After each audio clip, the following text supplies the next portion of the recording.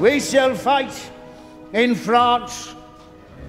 We shall fight on the seas and oceans. We shall fight with growing confidence and growing strength in the air. We shall defend our island, whatever the cost may be. We shall fight on the beaches. We shall fight on the landing grounds. We shall fight in the fields and in the streets. We shall fight in the hills. We shall never surrender!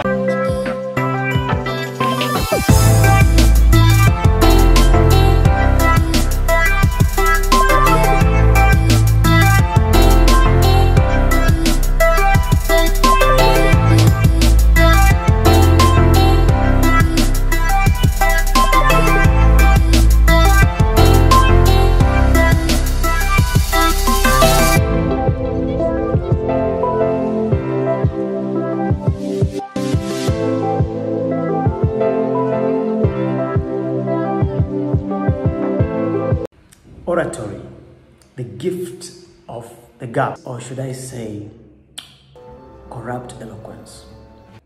Summed it all, charisma is a loaded gun. And like most loaded guns, it can either be dangerous or potentially useful. How you use it and to what you point it is what matters. You see, to influence people to do the right thing is a gift. To be able to entertain people and make their days happy and worthwhile is a gift. To cheer up a sad person, the ability to cheer up a sad person is a gift. The ability to cheer up and inspire people like children is a gift. But powerful as it may be, the gift of the gab can be misused as well. It can forge walls amongst nations. It can bring division where there was unity. It can bring despair where there was hope and happiness. And it can bring chaos where there was only but peace.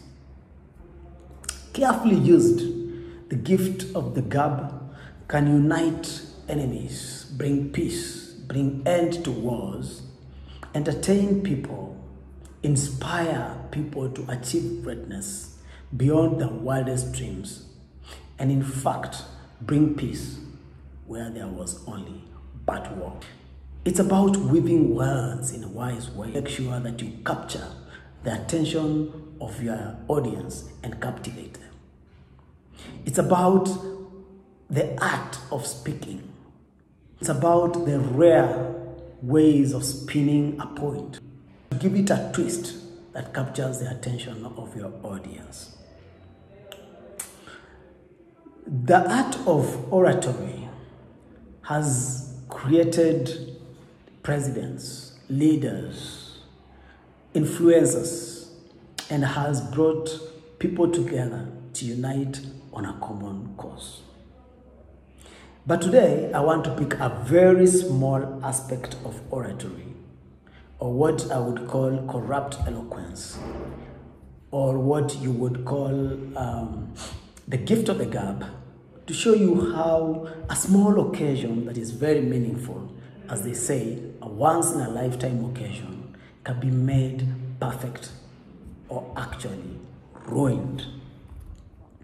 I'm going to be looking at how you can make a toast of a lifetime in your wedding, in your friends or your relative or your significant person's wedding day. Okay?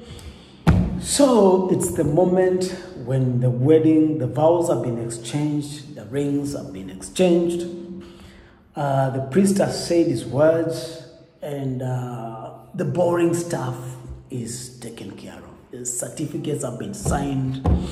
Everybody is happy, and so are now Mr. and Mrs. So and so. You can say pretty much we are almost bringing the curtains down on the event. And it is your moment now. You are the best man. You are the bride's best friend.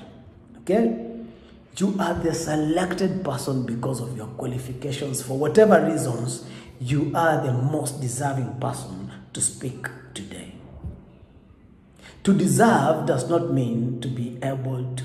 It just means that you qualify by whatever criteria they have used. Be it friendship, be it you're the guy who donated a kidney to the best man. Whatever it is, you qualify. That does not mean that you qualify because you can give a great speech. And you still do not want to spoil the occasion for the people. I know, but when you just little boy had a pee-pee the size of an egg roll. You do not want to suck at the toast. Remember, weddings are carefully planned, meticulously executed, and they cost a lot. In fact, today's weddings are so dramatic that 90% of the bills go into making them so dramatic that it would be a very big mistake to suck at anything. So the flowers were right, the decor was right, the food was amazing. Okay, the bride and the groom looked perfect. The music is just so good, and everything has been painfully meticulously executed, planned and executed to make sure that this wedding is it. Okay, your friend plans to get married once, no divorce, once, and this is the day. Everything else that we could buy with money we have. It's just now your turn to say something that is so significant on this occasion. So what do you do? I'm going to be giving you a few tips on how you can make sure that you ace at your toast and leave everybody feeling so good. In fact, since the toast comes at the very tail end of the wedding, you can think of it as the icing on the cake, right? You want to make sure that you just put that nice little thing, that last thing, You've baked the cake, you've written the names and everything, and now you want to just put the icing on the cake. All right, so without further ado, I'm going to give you the first point that you need to bear in mind for your toast to make sense. And this is the hook. The hook is the first 10 seconds of your opening your speech. Whatever you say will decide whether we are going to keep listening to you. We are going to show you our long faces, our long bored faces, because it's been a whole day of doing stuff, running around and getting married. So you gotta get us hooked up in the first 10 seconds that you get. So how do you do that?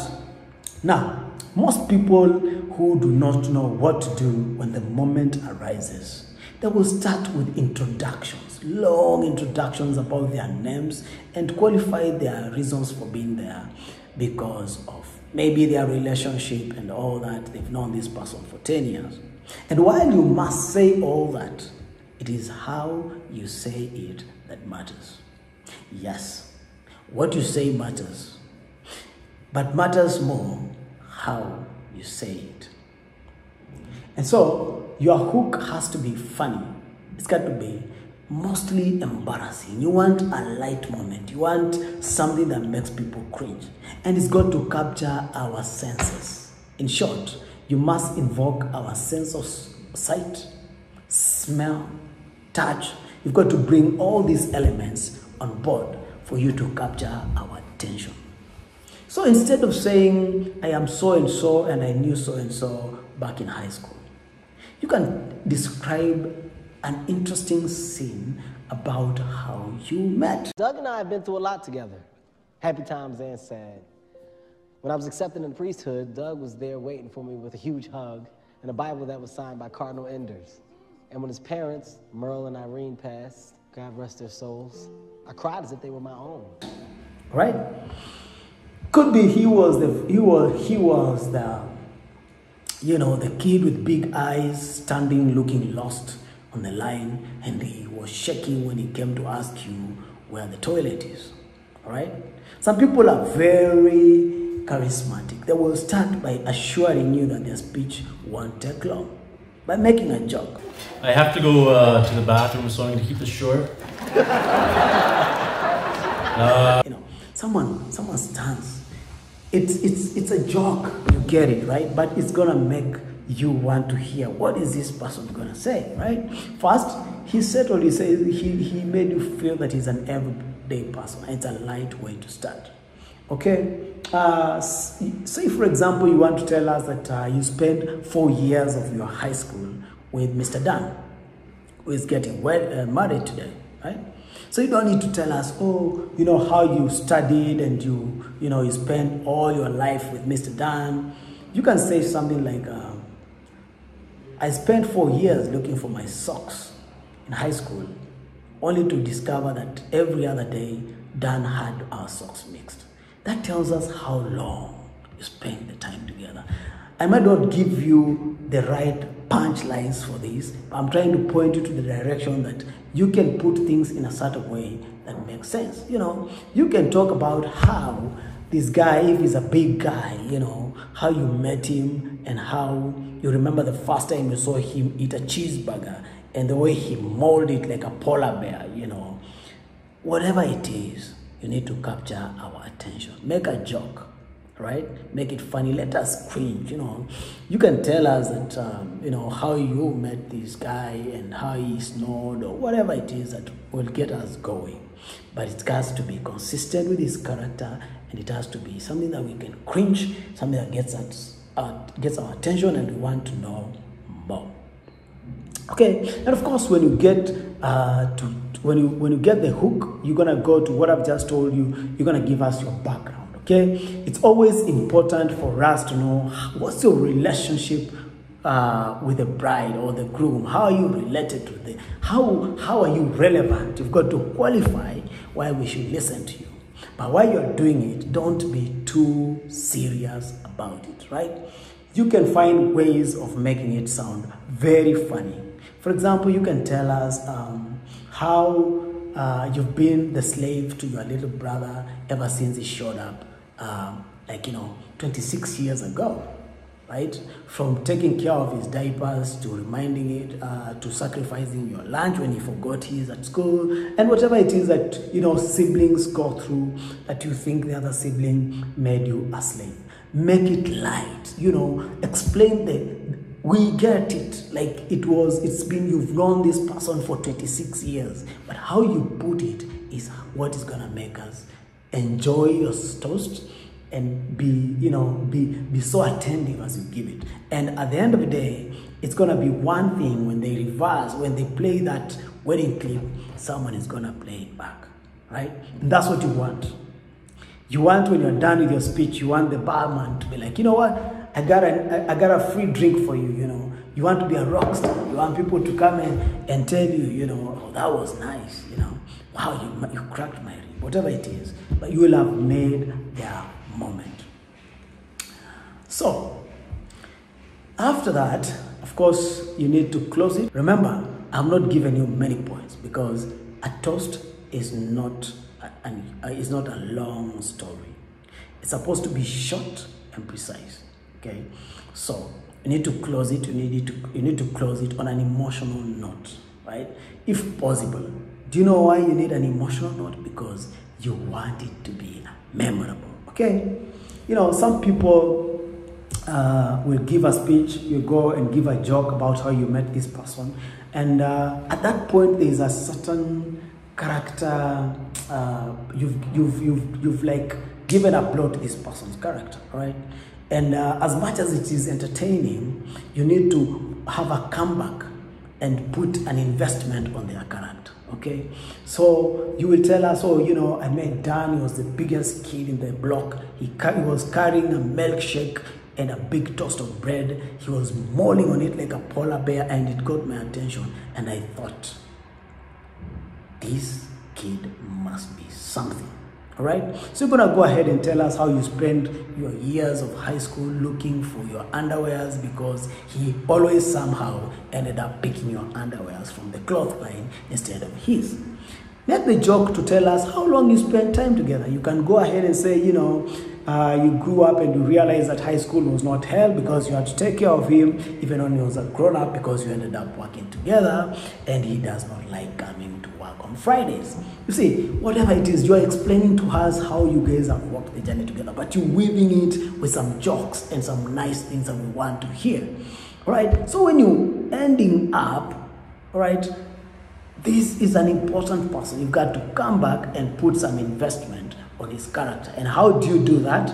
You're going to have to tell us something that's going to move us and connect with the person you're talking about, connect with the story that you've been giving us, and make a lot of give us a lot of value in terms of how we look at this person and how we look at your relationship and how we should actually carry this person going forward. So you want to tell us maybe something about him that is outstanding. Like You know, my grandmother once told me that the true measure of friendship isn't how you feel about someone else. It's about how they make you feel about yourself. And I can honestly say that I've never had a friend to make me feel the way that you have, Doug.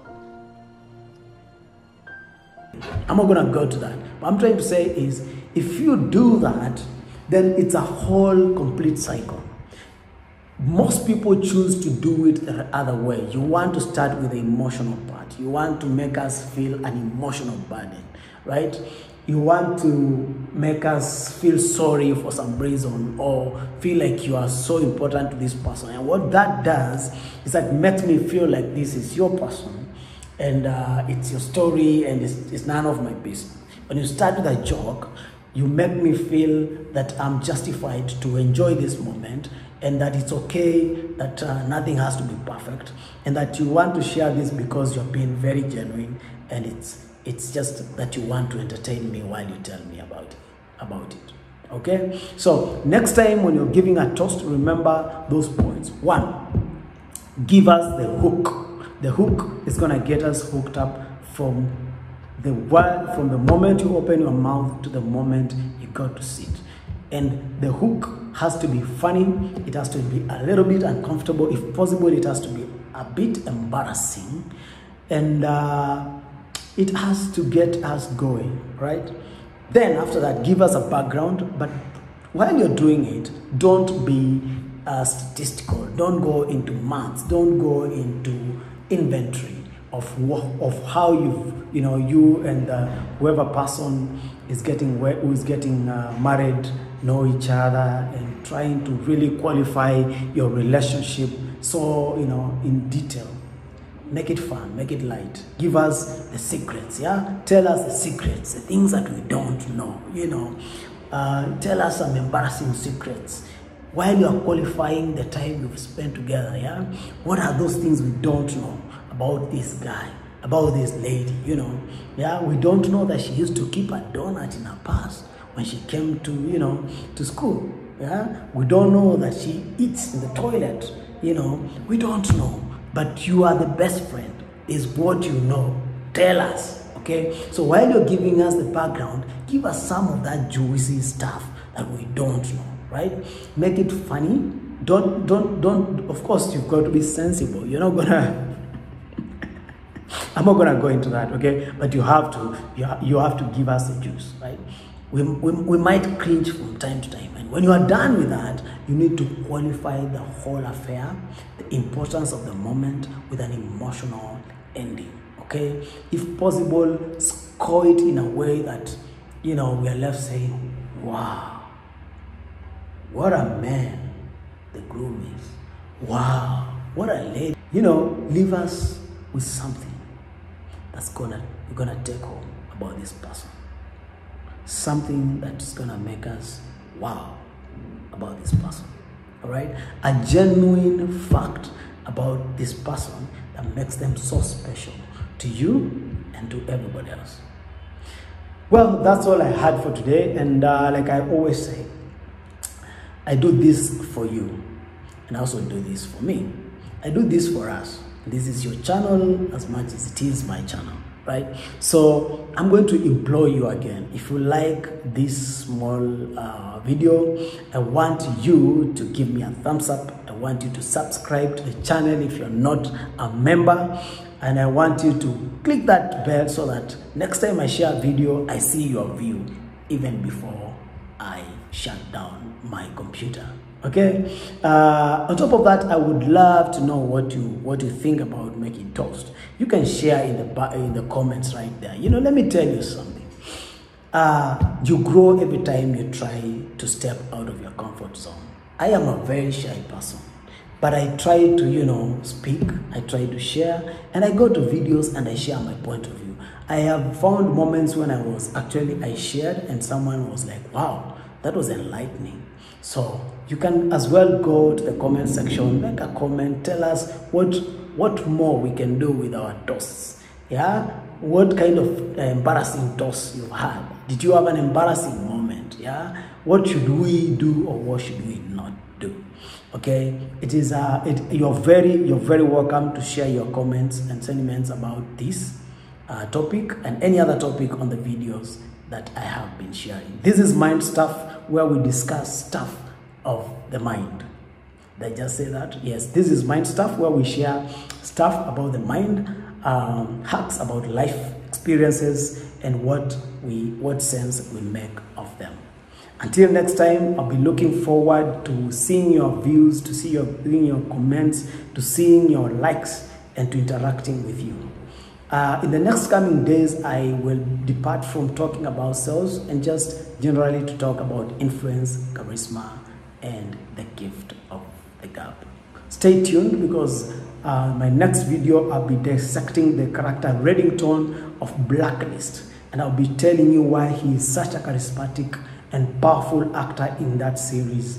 And I'll be breaking down to show you how you can apply some of the principles that are in play in the series Blacklist to make you a Reddington.